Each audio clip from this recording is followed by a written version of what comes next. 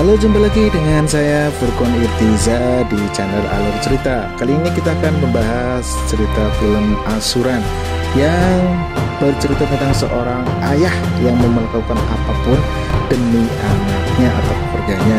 Asuran sendiri artinya adalah raksasa. Asuran yang berarti raksasa bercerita tentang seorang ayah yang akan melakukan apapun demi melindungi keluarganya. Skor IMDb-nya cukup tinggi, yaitu 8,5. Film ini akan menggugah Anda. Film ini penuh emosi dan nasihat moral yang akan membuat kalian nangis, marah, baper, bahkan boleh campur aduk lah. Sebelum masuk ke cerita, seperti biasa siapkan kopi ya atau minuman biar nanti kamu gak haus. Oh ya, lupa nanya kabar. Apa kabar semuanya? Semoga baik-baik saja ya. Iyalah, jangan sakit-sakit. Oke, langsung saja cerita dari film ini. Pemeran film ini adalah ada Semi sebagai bapak, Paca sebagai ibu, Murugan sebagai abang, anak pertama, Sidam sebagai anak kedua, masih sekolah SD, Gesan, abang baca bahasa kakak ipar Semi. Semi kenal sebagai orang yang sabar dan bijak. Semi berasal dari keluarga sangat sederhana dan pas-pasan, tetapi hidup bahagia. Sehari-hari ia menjadi ladang milik keluarganya. Semi dan Paca sedang bahagia karena putra pertamanya Murugan akan menikah. Murugan ini dikenal sebagai pemuda pemberani yang tidak takut dengan siapapun. Sidam, adiknya yang masih SD, juga pemberani seperti abangnya, tapi karena masih bocil nggak terlalu terlihat keberaniannya. Di desa ini ada tradisi yang meresahkan. Para orang kaya suka menindas orang-orang miskin dengan membeli tanah orang-orang miskin dengan harga yang sangat murah. Orang-orang kaya yang selalu menindas ada Farakuran. Dia adalah ketua gangster yang menguasai seluruh bisnis di desa ini. Dia mempunyai restoran, bioskop, pabrik batu bata, pabrik pupuk, toko tekstil, dan lain-lain. Ada juga Venka, saudara Farakuran. Dia adalah seorang pengusaha yang terus mengembangkan bisnisnya. Saat ini Venka berencana membangun pabrik. Seperti biasa, dia akan membeli tanah orang-orang miskin dengan harga yang sangat murah untuk membangun pabriknya. Suatu malam, Semi dan keluarganya putranya sedang mengobrol santai di ladangnya. Terlihat si Mada, preman di desa itu, sedang lewat dan menyapa basa-basi kepada Semi. Setelah Mada bersih, Sidam bilang ke bapaknya, "Pak, bapak ngapain sih? Diam aja, dia kan preman yang menjarah orang-orang kak." Semi membalas omongan Sidam, "Hei, jaga mulutmu, jangan belagak sok jagoan. Sabar aja udah, diem aja kamu." Sidam nggak suka karena Semi bapaknya terlalu penyabar dan kesan pengecut. Di saat lagi asing ngobrol, tiba-tiba ada babi hutan. Mereka bertiga memburunya dibantu seekor anjing peliharaan Sidam, tapi tidak berhasil. Justru anjing peliharaan Sidam tewas karena terkena pagar listrik pembatas milik Farakuran. Sidam sangat sedih karena tidak menyayangi anjing itu. Karena kejadian semalam, Murugan dan sebagian warga menegur Farakuran. "Pak, ngapain bapak ngasih listrik di pagar pembatas itu? Itu berbahaya dan menghalangi jalan kami, Pak. Anjingku mati. Terus kalau orang lewat situ gimana, Pak? Kan bisa mati juga." Farakuran membalas, "Bodoh amat, itu tanahku. Aku punya hak memberi pembatas listrik. Kau tidak berhak mengatur tanah kami. Mau anjing mau mati, kau mati, siapapun mati, aku gak peduli." Karena perkataan itu, Murugan dan warga tersinggung, tapi tidak ada yang berani melawan. Murugan tidak merasa dengan diam karena jika malam hari Murugan merobohkan semua pagar pembatas milik Farakuran itu. Esok paginya, Farakuran kaget melihat pagar pembatasnya roboh. Dia yakin ini pasti oleh Murugan, anaknya Semi. Sin berbarak ke sebelah rumah Semi. Terlihat Semi sedang menasihati anaknya. "Nak, kamu ngapain merobohkan pagar Farakuran? Dia itu orang kaya, dia bisa lapor polisi." Murugan membalas, "Pak, mereka itu sudah zolim berapa banyak orang. Sesekali harus diberi pelajaran lah, Pak. Aku gak takut meskipun mereka akan lapor polisi. Akan kuhadapi mereka semua." Mama dan ibunya terlihat bangga dan apa yang dilakukan Murugan. Mereka mengatakan kepada Semi, "Seharusnya kau bangga. Murugan itu seorang pemberani." Esok paginya seperti biasa ibunya pergi ke ladang. Ibunya melihat Rajes, anak Farakuran, yang sedang mengairi ladang menggunakan mesin. Ibunya ngamuk karena kalau mereka mengairi ladang menggunakan mesin, tidak akan ada air tersisa untuk ladang yang ia ambil secara manual. Ibunya mengatakan, "Matikan mesin itu, kalau tidak aku hancurkan mesinnya." Ibunya didorong sama Rajes. Murugan tidak terima dan langsung memukul Rajes. Murugan dikeroyok 6 orang, tetapi bisa menang. Karena kejadian ini, Murugan dipanggil polisi atas perintah Farakuran. Semi memohon Farakuran untuk membebaskan Murugan. Farakuran membuat perjanjian pada Padakuran memuaskan bukan asal Semi mencium kaki seluruh keluarga Padakuran. Semi pun melakukan itu. Setelah selesai, Semi pulang ke rumah dalam keadaan kelelahan. Dia dibopong istrinya. Sesampainya di rumah, dia muntah istrinya dan benar marah sama Semi karena sudah meninggalkan kehormatan keluarganya. Meskipun dia berasal dari keluarga sederhana. Tak lama, Gesan dan Murugan datang karena sudah dibebaskan pasca perjanjian itu. Murugan terlihat banyak luka karena dipukul polisi, tapi dia tidak gentar. Ia mengatakan kepada bapaknya, "Tenang aja pak, aku udah memperlakukan raja di depan anak buahnya. Aku nggak apa-apa kok, aku nggak takut sama mereka." Rijam lapor sama abangnya, "Bang, abang mukulin orang-orang yang didorong ibu. Aku pengen mukulin polisi yang mukulin abang." "Bapak gimana sih bang? Bapaknya pengecut bang. Demi membebaskan abang, dia cium kaki seluruh keluarga Padakuran." Murugan kaget mendengar perkataan sang adik. "Apa? Bapak melakukan hal itu?" Dengan penuh amarah, Murugan langsung mencari Padakuran di bioskop. Di saat Padakuran lagi ke WC sendirian, disamperin sama Murugan. Murugan langsung memukulnya sambil mengatakan, "Woi, ngapain nyuruh bapakku cium kaki seluruh keluargamu? Aku kan udah mukul anakmu. Kau udah nyuruh polisi mukulin aku. Harusnya kita udah imbas bangke." Murugan pukul lagi Padakuran memakai sandal. Ceplas, ceplos. Plak. "Kenapa kamu gak terima?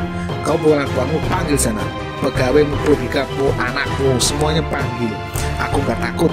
Dan katakan bahwa Murugan putra Semi memukulmu memakai sandal jepit. Cedek! Padakuran cekel dan merasa terhina dengan akan Murugan. Padakuran menunjukkan pada Murugan sebagai orang kaya, harga diri sudah dijatuhkan. Padakuran tidak akan tinggal diam. Padakuran berencana menghabisi Murugan. Semi tidak tahu tentang hal ini. Di malam hari, seperti biasa, Murugan sedang berjalan-jalan dekat ke ladangnya. Murugan dihadang 6 orang anak buah Padakuran. Murugan dikeroyok, kepalanya Murugan dicekek menggunakan tali hingga kesulitan bernafas. Murugan tidak bisa berbuat banyak. Badannya ditusuk dengan bambu tajam sampai terluka parah. Murugan menyuruh adiknya lari untuk menyelamatkan diri. Cidam lari memanggil ayahnya dan warga kampung. Ayah dengan sigap datang ke lokasi tempat Murugan dikeroyok, tapi tidak ada siapapun di sana. Pamannya yakin ini pasti ulah Padakuran. Semi masih dalam keadaan tak sadar dan penunjuknya mengatakan, "Jalan menarik seperti itu, udah sabar aja. Kita sekarang fokus cari Murugan." Semi lapor ke kantor polisi dan polisi belum tidak menggubrisnya. Besok subuh, Semi dan pacar melihat anjing liar di ladang.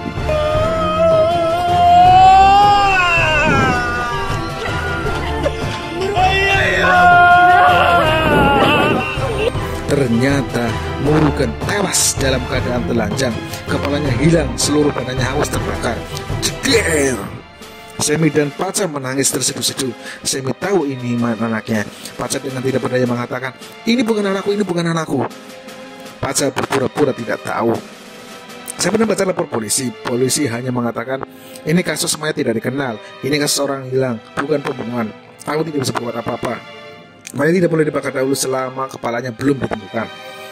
Pacar terus menangis tanpa henti. Semi terus larut dalam kesedihan. Malam hari, Pacar selalu terbangun dan berdiri di pintu rumahnya, berharap Murugan datang kembali. Pacar masih berharap itu bukan mayat Murugan. Tiap pagi, Pacar selalu berjalan keliling desa mencari Murugan, berharap menemukannya. Semi mabuk-mabukan sampai tergeletak di jalanan. Gesan menasihati Semi dan Pacar, "Kalian jangan sedih terus kayak gini, kasihan anak-anakmu. Mereka terbengkalai." Keesokan harinya, Pacar belanja ke pasar dan melihat Rajes, anak Padakuran sedang bahagia karena akan menikah. Pacar semakin marah dan sedih. Kesan yang menjadi sedih pun terbawa emosi. Kesan mengatakan pada Semi, "Ayolah kita bunuh Padakuran. Aku tidak terima ponakanku dibunuh dengan cara seperti itu." Semi bilang, "Jangan Kesan. Kalau kita bersedang, bisa-bisa dia menghabisi seluruh keluarga kita." Pacar mulai sadar bahwa Murugan tidak akan kembali. Dia harus move on untuk kedua anaknya dan suaminya. Pacar mengajak Semi, Gesan, Cidam, dan adiknya berdoa bersama untuk mendiang Murugan. Cidam melihat ibunya menangis dan bertanya, "Ibu sedih karena abang gak ada, tapi ibu jangan sedih terus ya." Ibunya membalas, "Ibu sedih karena abangmu pasti menderita saat cekek sama bajingan-bajingan ibu." Malam harinya, Cidam mau pergi ke rumah temannya, tapi dilarang sama ibunya. Ibunya mengatakan, "Kamu mau pergi kemana nak? Ini udah malam, besok pagi aja." Kita bilang, "Bener aja bu, aku mau pergi ke temanku." Cidam pun pergi. Tapi Pacar merasa curiga sama Cidam. Pacar membangunkan Semi dan bilang, "Ya, Cidam pergi. Aku curiga dengan dia. Dia kayaknya nggak ke rumah temannya deh, dan dia membawa sesuatu yang aneh di tasnya. Coba kau cari dia ya. Cidam pergi ke pasar. Di sini terlihat Cidam sedang mengincar Parakuran. Cidam sedang memantau keadaan. Dia terus membutuhkan Parakuran. Parakuran terlihat lagi ngobrol-ngobrol dengan warga sekitar. Tapi satu persatu warga itu pulang ke rumah masing-masing. Dari belakang ada Semi yang sudah melihat Cidam dan ingin memanggilnya. Tapi Semi curiga bila Cidam sedang bersiap-siap mau melakukan sesuatu. Cidam mengambil parang yang diselipkan di dalam sarungnya. Semi melihat itu dan bilang, waduh, gawat bocah mau membunuh Parakuran dia. Semi dengan cekiknya mengambil tongkat dan melempar lampu. Di lampu mati. Cidam berlari kencang, mengambil ancang-ancang dan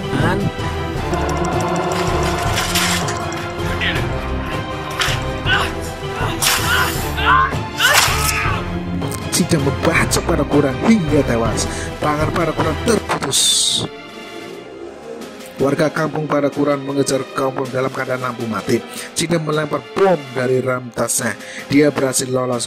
Setelah sampai di rumah, Semi marah dan menampar Cidam karena menganggap Cidam melakukan kesalahan besar dengan membunuh Parakuran, sang ketua gangster yang kejam. Tanpa berpikir panjang, Semi membawa Cidam kabur melarikan diri ke hutan. Kesan membawa Paca dan anak gadisnya melarikan diri ke rumah saudaranya. Semi dan Paca berpencar demi menyelamatkan diri. Berita tewasnya Parakuran membuat heboh semua orang. Cidam menjadi incaran keluarga Parakuran. Anak Parakuran menyuruh seluruh anak buahnya dan kepolisian mencari Cidam hidup-hidup untuk digantung. Kesan dan Paca berhasil sampai di rumah saudaranya. Mereka bersembunyi di sana, tapi tak lama kemudian mereka harus berlari lagi karena anak buah Parakuran mengobrak-abrik rumah saudaranya. Sedangkan Semi dan Cidam bersembunyi di malam di hutan. Semi secara sembunyi-sembunyi menemui saudaranya untuk mengetahui keberadaan Paca dan istri. Ternyata saudaranya tidak tahu di mana Paca. Paca menghilang, tidak ada kabar. Ini membuat Semi semakin sedih. Semi dan Cidam masih bersembunyi di dalam hutan. Mereka berdua duduk dan mengobrol. Cidam mengatakan pada Semi, "Pak, malam ini abang marah kepada Parakuran karena abang tahu bahwa mencium kaki semua keluarga Parakuran. Malam itu abang nyamperin Parakuran. Abang menampar Parakuran pakai sendal jepit. Itu membuat Parakuran marah dan menyuruh anak buahnya membunuh abang." Jedil. Ini semakin membuat Semi marah dan sedih. Beberapa menit kemudian, anak buah Parakuran menemukan Semi dan Cidam. Cidam dikeroyok. Semi tidak tinggal diam. Ia tidak akan membiarkan Cidam terluka. Semi melawan 6 orang anak Parakuran. Semi berhasil mengalahkan mereka semua. Di saat Semi mempunyai kesempatan untuk membunuh Mada, Semi justru memberikan hidup. Cidam tidak bisa marah, sedang berteriak, "Pak, kenapa kau membiarkannya hidup? Dia membunuh abang, Pak. Bunuh dia, Pak. Jangan jadi pengecut, Pak." Semi membalap, "Aku tidak ingin keluarga menderita sendirian. Makanya aku membiarkannya hidup." "Apa maksud Bapak?" Barulah di sini Semi menceritakan masa lalu kepada Cidam. Di masa muda, Semi berjualan minuman terenak di desanya. Semua orang ingin mencicipinya. Semi punya bos yang selalu mendengar nasihatnya. Semi merasa di pabrik bosnya butuh seorang asisten yang pintar. Semi merekomendasikan Pandi, temannya yang pintar, untuk mengelola pabrik bosnya. Bosnya pun setuju. Pandi diberi pekerjaan. Semi mempunyai abang yang pemberani. Waktu itu para orang kaya merampas tanah orang miskin. Abangnya memimpin warga miskin untuk memperjuangkan hak-hak mereka. Bersama pengacara yang berhati mulia, kita sebut Hotman Paris. Suatu hari ada pertemuan penting antara abang Semi, Hotman Paris, dan bosnya Semi yang kaya raya itu. Bosnya Semi sangat benci kepada Hotman Paris karena mereka memperjuangkan kebenaran yang akan membuat hartanya berkurang. Bosnya Semi mencari tahu siapa provokator yang membawa Hotman Paris untuk menuntutnya. Bosnya tahu bahwa provokatornya adalah abangnya Semi, tapi bosnya masih galau karena gak enak sama Semi, karena Semi adalah pegawai terbaiknya. Semi adalah orang yang baik, selalu ingin membantukan keluarganya. Suatu hari, Semi minta uang kepada Pandi. "Saya minta jatah untuk gajinya untuk diberikan kepada keluarganya." Tetapi Pandi menolak dan berbicara tidak sopan, sehingga membuat Semi marah. Semi mengatakan, "Sombong sekali kau. Aku yang kau rekomendasi kau ke bosku, karena aku kau bisa dapat pekerjaan dan bisa menghidupi keluargamu." Bosnya melerai Semi dan Pandi. Kata bosnya, "Wes musuh cukup orang meneh." Bosnya pun memberi uang kepada Semi. Masalah pun selesai. Semi juga mempunyai pacar. Suatu pagi pacarnya tertusuk duri saat berjalan kaki. Di desa ini orang-orang miskin berkasta rendah tidak pernah memakai sandal.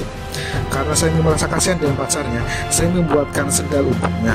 Setelah jadi, Semi memberikan sandal itu kepada pacarnya. Pacarnya sangat senang. Pacarnya berjalan kaki menunjukkan sandal itu. Pacarnya dihadang oleh Pandi. Pandi mengatakan, kau orang miskin, gak boleh memakai sandal. Yang boleh memakai sandal hanya orang kaya yang berkasta tinggi. Lepaskan sandalmu, taruh di kepalamu dan pergi dari sini. Pacarnya menolak, gak mau, ini sandalku, gak ada urusannya dengan kamu. Pacarnya ditampar sama Pandi.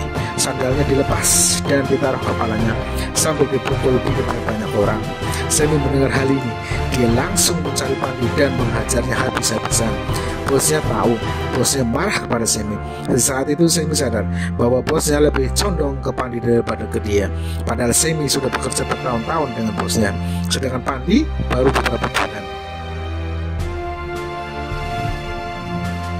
Suatu hari, Paris mengajak orang-orang miskin untuk mendapat tanahnya kembali, karena itu merupakan hak mereka. Warga mulai melakukan pergerakan, warga berkumpul untuk berdemo. Mereka dipimpin abangnya Semi. Karena Semi udah jengkel sama bosnya, Semi ikut dalam demo. Bosnya khawatir kalau demo itu terus berlanjut, tanah miliknya bisa menjadi milik orang-orang miskin. Akhirnya si bos menyuruh Pandi untuk membakar seluruh rumah keluarga Semi. Rumah Semi dibakar, seluruh keluarganya tewas terbakar api. Ibunya yang sudah sekarat mengatakan pada Semi, ini ulah Pandi. Semi langsung menjadi Pandi. Di saat Pandi tahu Semi datang kepadanya, Pandi berlari ke rumah bosnya. Semi mendobrak masuk ke rumah bosnya. Semi langsung membacok Pandi di tangannya sampai tangannya terputus. Semi menguji seluruh rumah bosnya. Wanita disuruh masuk ke dalam kamar. Semi menghajar ke 8 orang dalam ruangan itu, termasuk bosnya. Semi membacok semuanya hingga tewas. Setelah kejadian itu, Semi tidak punya siapa-siapa lagi. Semi berkeliaran tidak jelas kemana arahnya. Semi pingsan di suatu desa dan ditolong oleh Kesan. Sejak itu, Semi mempunyai kesempatan kedua untuk menjalani hidup normal. Kesan dengan baik merawat Semi. Kesan mempersilahkan Semi tinggal di rumahnya. Semi bekerja sebagai petani. Semi dinikahkan dengan adiknya Kesan, Paca. Setelah itu, lahirlah Murugan dan Cidam. Sin balik lagi ke Semi dan Cidam. Semi mengatakan kepada Cidam, di saat mereka membunuh abangmu, bapak sangat ingin membalasnya, nak, tapi bapak gak sanggup lagi kalau disuruh kehilangan keluarga bapak lagi.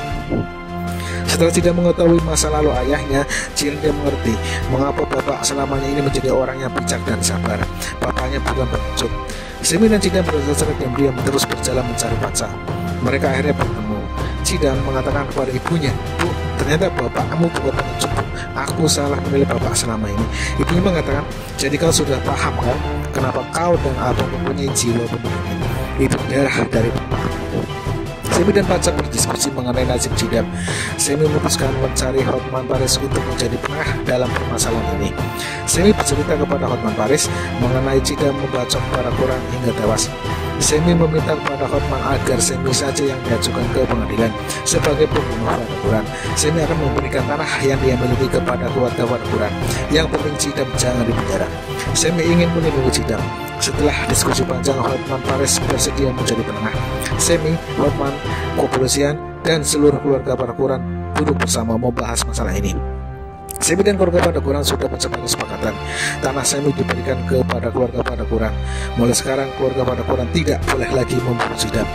Dan Semi akan menyerahkan diri ke pengadilan. Keadaan pun sudah mulai tenang. Malam harinya ada seorang datang kepada Semi dan mengatakan, Semi, kau ngapain kasih tanah keluargamu kepada keluarga pada Quran? Mereka itu tidak bisa dipercaya omongannya. Mereka itu gangster. Mereka itu orang-orang jahat, munafik. Mereka sekarang sedang memukuli anakmu rame-rame di kampungnya. Cedir.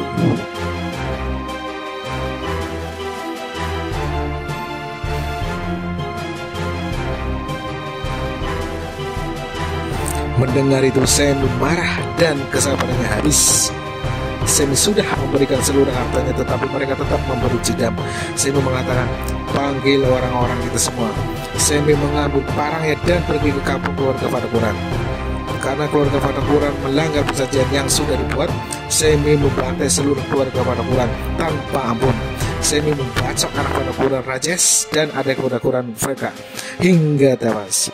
Pasca kejadian itu, warga kampung, Pak RT, dan semua pihak membuat kesepakatan damai. Tidak boleh ada lagi pertumpahan darah. Keesokan harinya, Semi menyerahkan diri ke pengadilan. Sebelum masuk ke ruang pengadilan, Semi memberikan nasihat kepada Cidap. Nah, keluarga Fatakuran membunuh abangmu.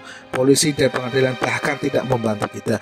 Mereka tidak adil. Kau pasti dendam kepada keluarga Fatakuran, tapi jangan balas mereka dengan kekerasan. Balaslah mereka dengan keadilan. Balaslah mereka nanti dengan kecerdasanmu. Ke sekolah yang tinggi, nak. Jadilah orang yang hebat agar kau bisa melindungi keluargamu nanti.